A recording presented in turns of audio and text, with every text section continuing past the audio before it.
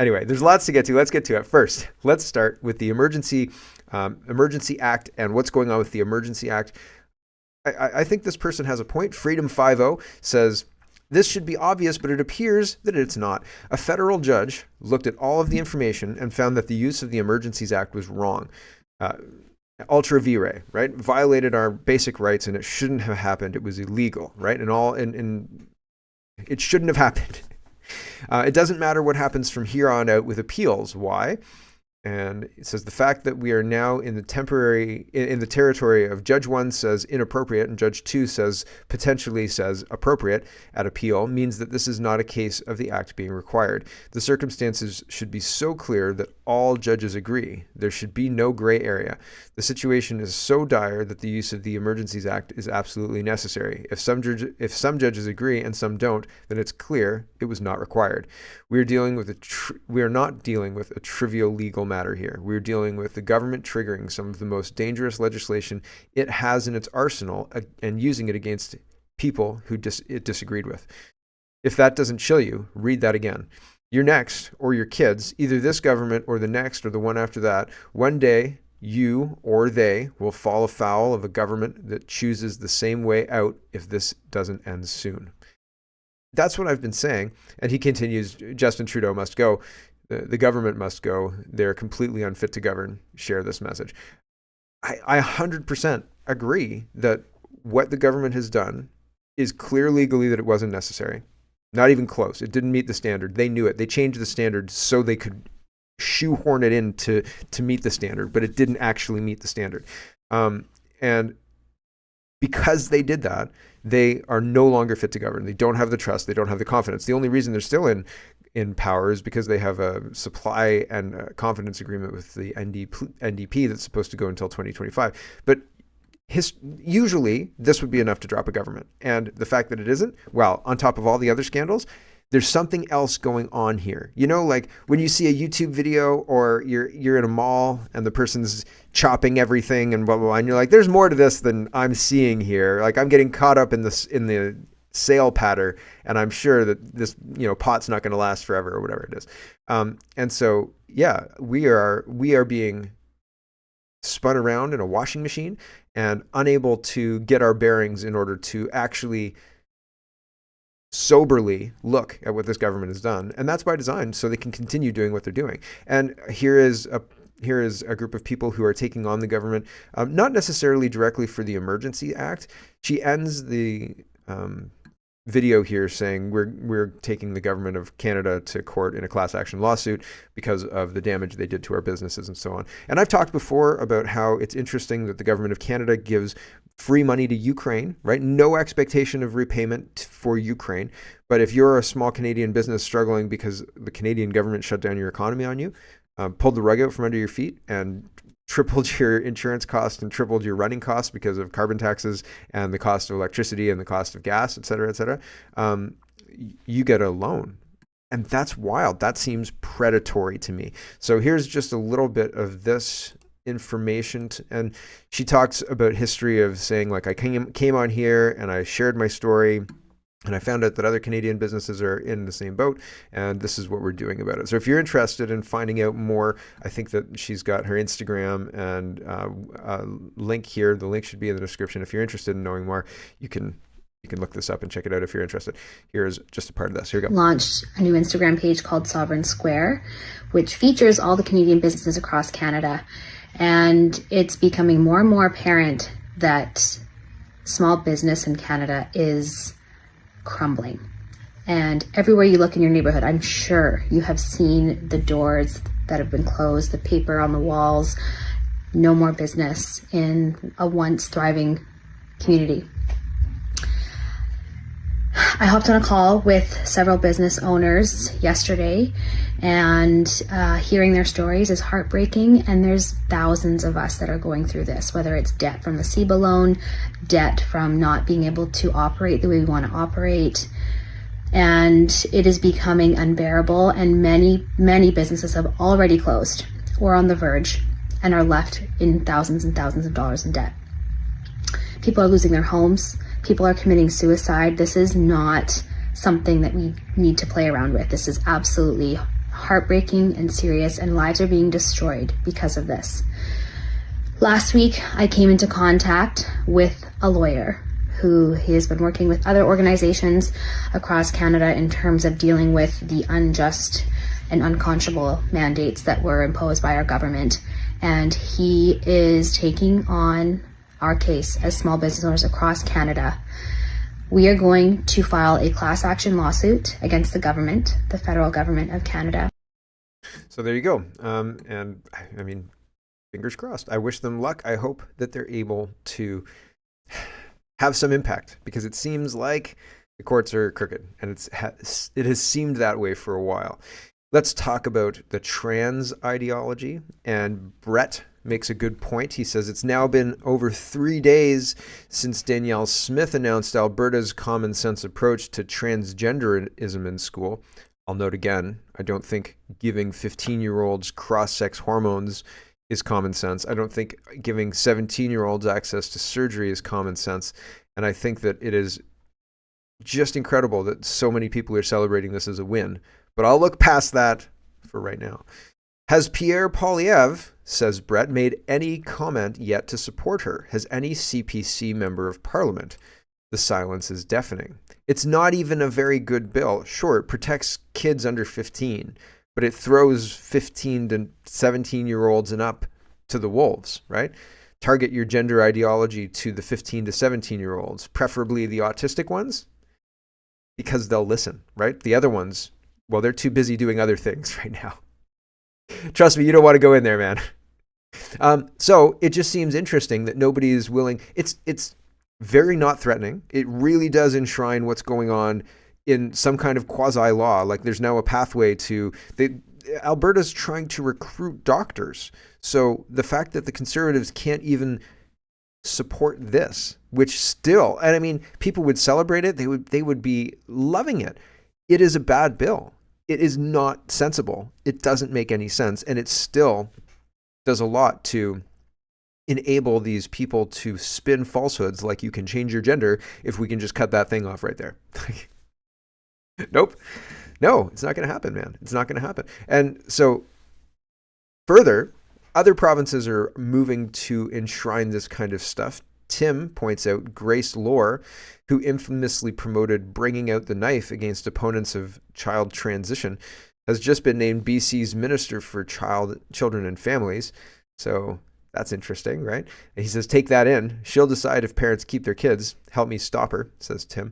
And Jonathan says, there's definitely a Western Canadian province that's led by a dangerously unhinged political cult, but it's not Alberta. This is bigger than the trans cult. I think is actually bigger than it seems. They didn't just pop out of nowhere. You know what I'm saying? There's motivation. I'm making like the sign of money. There's motivation, money behind this. It's not just like, it didn't pop out of nowhere. Same with Black Lives Matter, same with the Pussy Hat thing, all of those things. It didn't pop out of nowhere. They have operatives. They have people willing to signal like this, wearing shirts like this. It says, protect trans kids, and it's got a knife and a rose.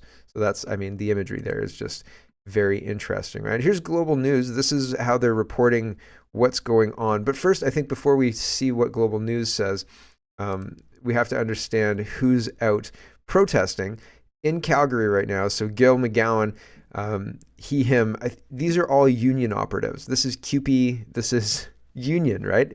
NDP and union. And Gil says, very pleased to stand with activists from United Nurses at the rally in YEG to oppose Danielle Smith's attack on trans youth. And then, so that was Edmonton. This is Calgary. And What Fresh Heck Is This says Calgary has hundreds come out too. So there's lots of people out there with rainbow flags and things like that. And Global News is very excited about this. They can basically celebrate that there are protesters against that evil, mean lady Danielle Smith who wants to give cross-sex hormones to 15-year-olds and surgeries to 17-year-olds, right? So. Trans policy protests. Demonstrators fight back against Alberta's attack on gender rights. Alberta's attack on gender rights. Wild, right? Like, you are not allowed to step out of line. If you say something, if you say one thing out of line, we will protest you. We will activate our assets like the unions, and they will show up with rainbow colors, and you will be made to look like a fool on the news. And that's the plan. And they were hoping that Danielle Smith feels the heat. And the NDP in Alberta have a lame duck for a leader. So Rachel Notley is on the way out, and they're looking for a new NDP leader. And the NDP people who have been in the party for a long time and not the mayor of a major, Canadian city, those people want to be the new party leader, but they're going to parachute Nenshi in anyway. They're definitely going to parachute Nenshi in anyway. But here's Nenshi. Oh my gosh, he's got something to say. You must be kidding me. And it's creepy. It's creepy. It's like when Justin Trudeau asked the moms to leave the room because he wanted to talk to the kids, and then he got all growly. Weird. It was weird then. This is weird. I don't like it. It seems icky. Nenshi says, I think it's funny too that, everybody knows the ubiquitous she, right? Ooh, Danielle Smith is the she here, right? She wants us to depoliticize this, so I'll try. To all kids in Alberta, I know this is scary. Please know that there are people in your lives who love and respect you, who want the best for you. We will never ever stop fighting for you and for your dignity, and we will win. This is a whole part of the inversion, the whole communist inversion, I think, where the state loves you and your parents don't. And the state will take care of you, and your parents are, Luddites who are out of touch. They're stuck in their old ways. And us modern people know, that government paychecks are thicker than water, baby. I guess. I don't know. But certainly thicker than blood, right? It's just incredible. So they're trying to access the kids and make the case that Nenshi really loves you. He really loves you, and he cares about you a lot. A lot, kids. We'll fix this, kids. It's crazy. It's absolutely bonkers.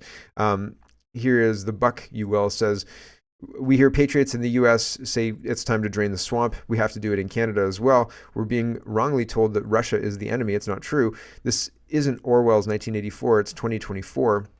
And the WEF is the enemy. And these are the WEF young global leaders in Canada. And it's not just these guys, right? It's Tam, Trudeau, Klaus, Jagmeet, Chrystia, and Mel Jolie, right? And it's not just them. It is people like Nenshi as well who are willing to propagate this idea, push it forward. And I mean, it's a falsehood, right? Here's one more. This is from the U.S., but this kind of stuff is happening in Canadian high schools as well. Josh Alexander is fighting that battle and has been expelled and removed from school and denied education, all sorts of stuff. And he's had lawyers. He's been denied his ability to stand by himself legally to fight this, and his parents have suffered consequences for this. So there's all sorts of really concerning stuff happening with this. This is a medium-long clip, but it's worthwhile. It's worthwhile. So we may have to watch all of it. And I'm worried that it's too fast because I preview all of the clips. It's not. I preview all the clips before the show just to see which parts are the right parts to show you guys. And sometimes it's the whole video. So this guy is talking about transgenderism and how it is being utilized to excuse moving dangerous people who are hiding behind a transgender identity to attack women in women's private spaces like bathrooms, and that's not okay. And the courts aren't recognizing it. The courts aren't looking at it. Again, U.S., but it really maps well to Canada. Here's this interaction. Here we go. Several weeks ago, in a vote to allow trans students to use whatever bathroom they wish, you assured us that these policies were perfectly safe, as neither yourself nor law enforcement could provide a single example of any trans student assaulting any girl in any bathroom, in any school, in any state, anywhere at all, in fact. But not to worry, since you couldn't locate them, I took the trouble to. See, Loudoun County, Virginia, where last year, under district policy, a trans student was allowed into the women's bathroom where he assaulted a girl. To cover it up, they moved him to another school where he did it again. See Irvine, California last month, where a trans student entered the women's locker room and flashed the girls there. When they confronted him, he mercilessly beat them. This happened again in Gwinnett County, Georgia. This happened again in Oklahoma City. This happened again in Ohio, where a trans man was allowed to use the locker room where he was arrested for flashing little girls. The judge dropped the charges after he ruled that this man was too fat for them to see anything. Last month, in this city, a man using they, them pronouns in a scene straight out of Silence of the Lambs hunted down and killed a female jogger because he, quote, wanted to look just like her. And before you say that these are anecdotal evidence, just note that in a survey of trans inmates in federal prisons, half were convicted of sexual assault and 90% were convicted of violent crimes, well above the general prison population. Now, it should also be noted that in each of these cases, each of these perpetrators had either changed their pronouns, had undergone transition, or had received gender-affirming therapy and accommodations thereof. Why is this important to note? Probably for the same reason we recognize as a society that you do not affirm that people with anorexia can be healthy in any way. You do not affirm that somebody with schizophrenia is hearing voices. And you do not affirm that somebody in a manic episode is having great ideas. Because when you leave somebody to languish in their false mental state, i.e. men who think they are women, they will inevitably lash out and harm themselves and those around them. People hurt other people. But I don't want to pretend and have the hubris to think that I'm going to be the one to change your mind. I'm happy to share any and all of these examples with you. But you will most likely leave here tonight believing that men can become women, affirming care works, and that you made the right vote. But you will no longer be able to look into the eyes of your constituents and honestly say that you are unaware of the assaults that inevitably take place when we declare to women, you have no right to privacy. Thank you very much. So, right? A little bit long, but I think worth it. He goes after them, makes a clear argument, and says, you can't claim to not know. You know, I told you. And we have witnesses, and it's on video. So, don't pretend. And yeah, they're just pretending like, well, you know, any negative, anything that's bad that happens is just worth it because the transitions are difficult. You know, these things are, you got to break an egg to make an omelet and all that, right? It's false. It is to make you shut up. It's like saying that's quite Islamophobic. CBC Watcher, let's move on to a grab bag of governance. New York Post is reporting Canada halts controversial assisted suicide program for mentally ill due to lack of doctors willing to participate. So, I mean, that's good news, but I'm skeptical that that's it. I would believe that the doctors maybe put up a stink, but they purged the doctor's ability to do that in COVID. So the money, doctors willing to inject, I don't see the doctors not being willing to participate. I'm sure they don't need that many, right? And so it seems like the public backlash has an impact, but who knows? Maybe I'm wrong, and maybe the doctors all grew a spine, and the CPSO and all of the regulatory bodies across Canada said, okay, and it's not the public pressure at all, right? The doctors did this, not the Canadian public, saying this is an insane idea, because what they want to do is kill people. The government has a monopoly on violence. You can't go into a contract with somebody else to sell your organs, I don't think. You can't go into a contract, I don't think. Can you? And you can't go into a contract with somebody else that's not the government to kill you, right? I couldn't put up a sign, murder for hire. Don't worry, just the maid kind. And you know, hope to get clients without the government saying you can't do that. Are you sure? I'm pretty sure I just sell a product just like anybody else. Like, this is legal now, right? So the government can do this. Nobody else can do this. And there's another point I was making. Hold on, I have to think about it. The mental health part, yeah. So if the government declares you mentally ill, and then how can you enter a contract for them to kill you? Right? This one's mentally ill, and see this law here? It says we can kill mentally ill people. So that's the part of the contract that says this mentally ill person can enter into the contract to kill him with the government here. Hi, murder for hire sign. Don't worry, just the maid kind.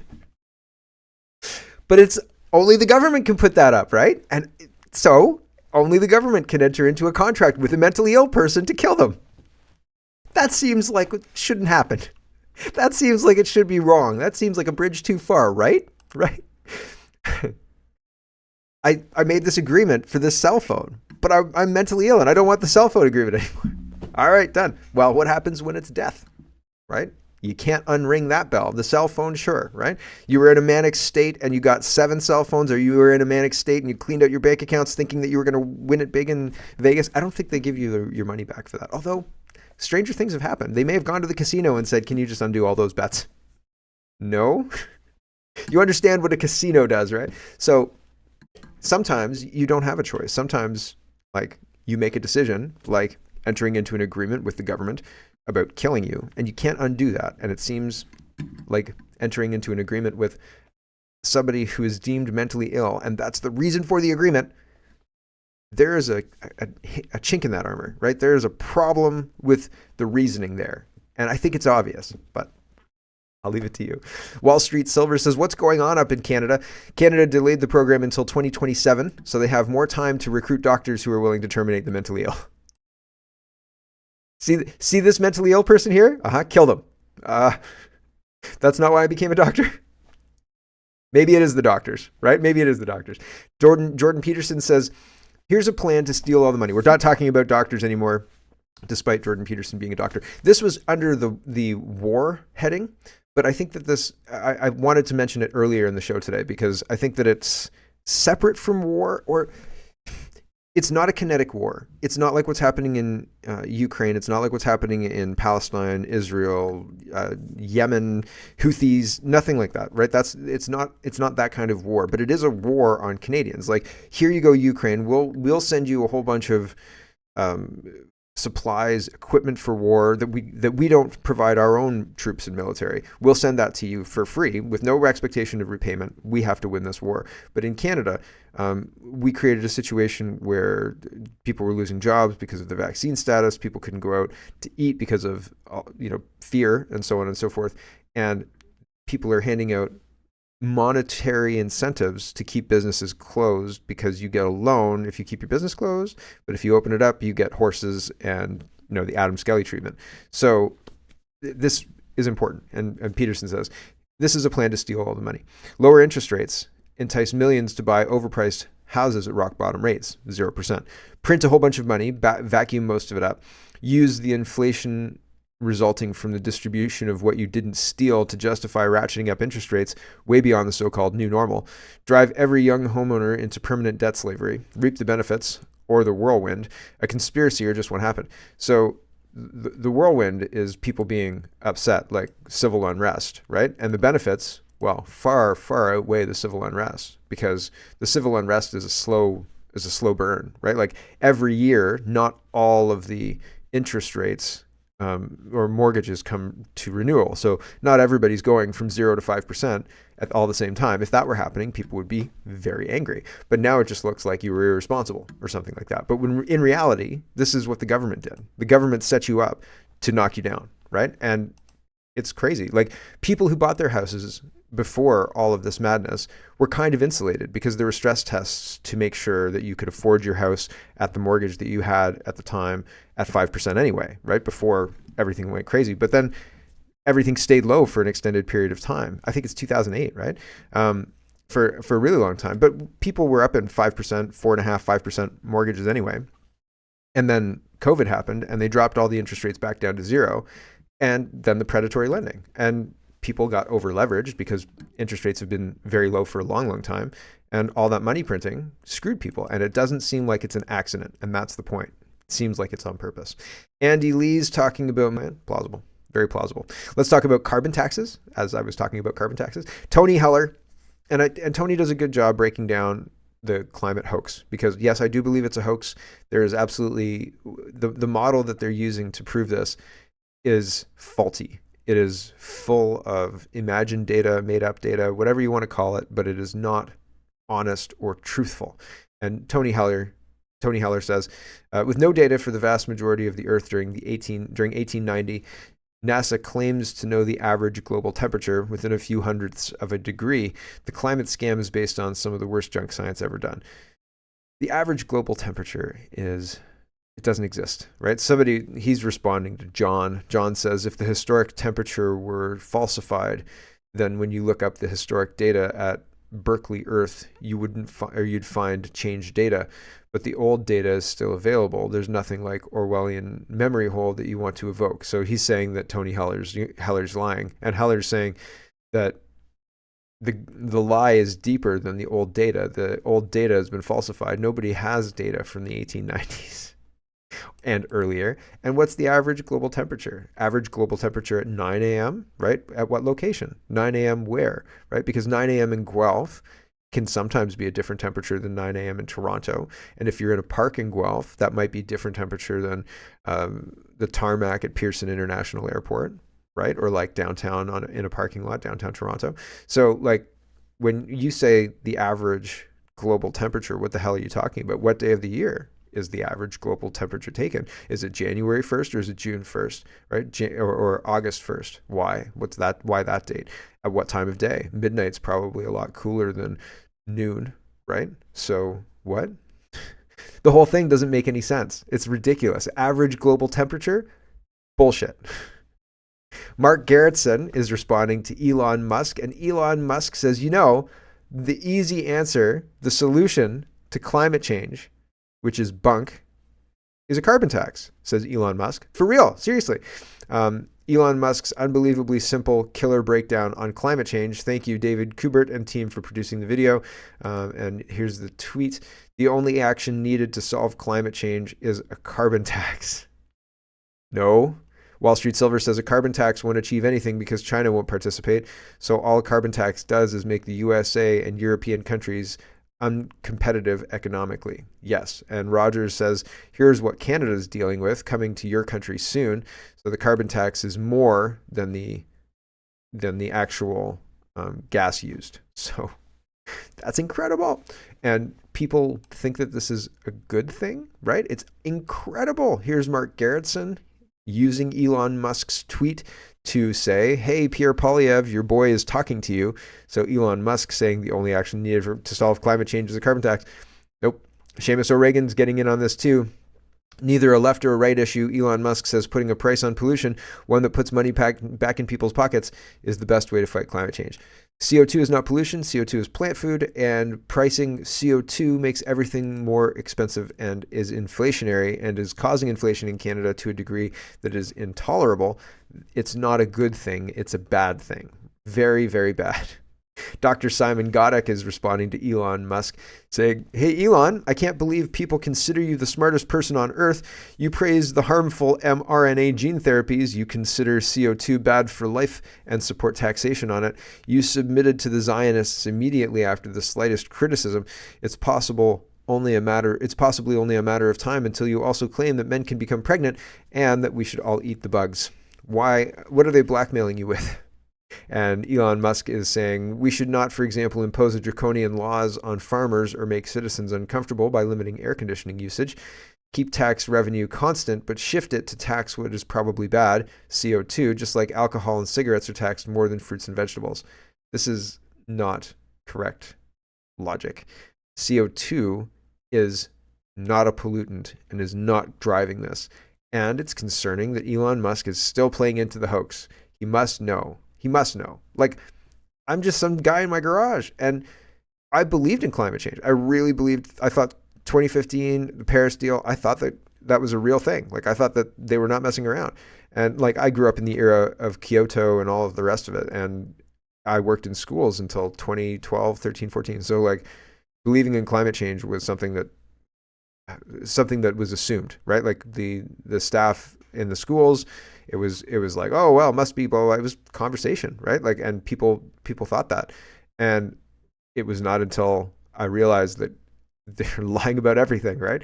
The awakening is swift sometimes, but it is very interesting that the information is there if you want to look at it. But I mean, realistically, Elon Musk is sending rockets to space too, right? So Truth Media says, so many people no longer feel represented by or even remotely approve of what their governments are doing with the taxes they forcibly extract already. Yeah, like sending Canadian tax dollars to Ukraine is not something I want to get into, but we do it anyway because that's what's happening. The tax dollars go to Ukraine. So why would we want to pay more taxes to entities that do things like that with our tax dollars? is the point. Truth Media continues, why would anyone anywhere, and especially after the last 3 years, trust any of these governments with all things a carbon tax? Nope. Right? Public trust in government, all-time low. Yeah, I think that maps well in Canada too, honestly. Anne says, breaking news, Canadians are now paying more in carbon tax than the actual cost of gas. How will Justin Trudeau explain this to my constituents? And she is a member of parliament for King Vaughan, and so shadow minister for seniors. Justin Trudeau says carbon taxes are working despite all the evidence. Says climate change causes droughts. So here we go. What is making farmers vulnerable across this country? Do you know what it is, Mr. Speaker? It's climate change. It's the fact that a change in climate causes droughts, floods, and fires, floods, and fires. And then they start doubling up on droughts and makes him say it a bunch. So they're trying to convince people using fear, and the data doesn't back up their nonsense. And also, all of the fires from 23, all arson. All of it arson. I don't think it was any wildfire. I think it was all arson. Here's the Toronto Sun. And just to really underline it, the carbon tax is not being measured for effectiveness. We don't know what we're buying with it. We don't know how effective it is. Trudeau government doesn't know how much its carbon tax reduces emissions, reports the Toronto Sun. How can Canadians possibly know if they're getting a good value for money if they're spending on the carbon tax?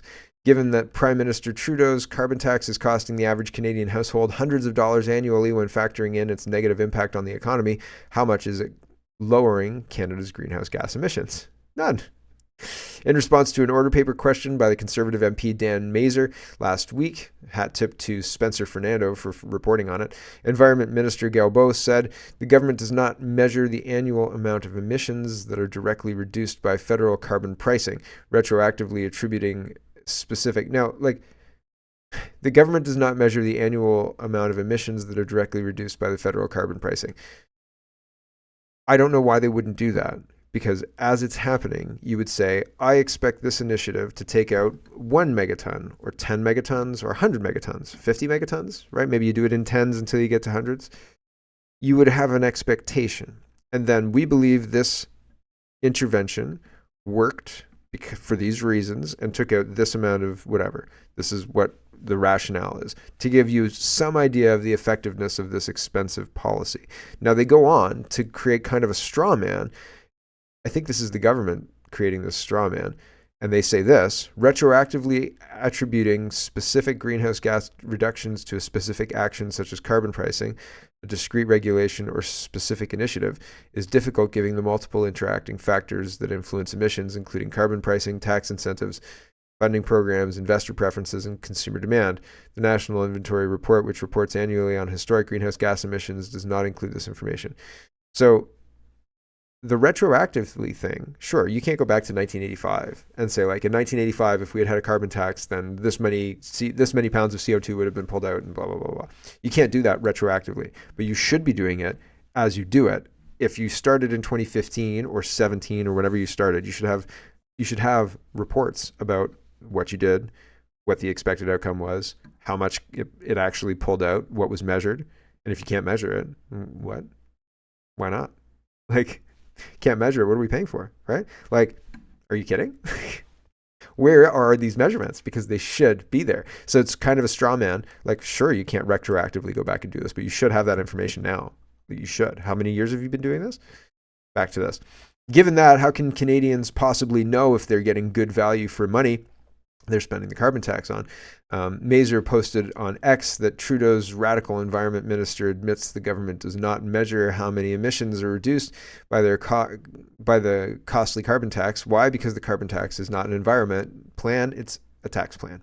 So we're being taken for a ride by these people. They're not here to help us. They're here to take money from us and pretend that they're using it for us, but really they buy cottages on. Hello everyone, thanks very much for watching. This is just a short version of a longer show. If you'd like to get the whole show, you can go over to canadapoly.com and sign up for a subscription. Just look in the drop-down tab for Shop and Donate and look for subscriptions, and you'll get immediate access to the full show. Love to see you. Thanks for watching, everybody. Have a wonderful, wonderful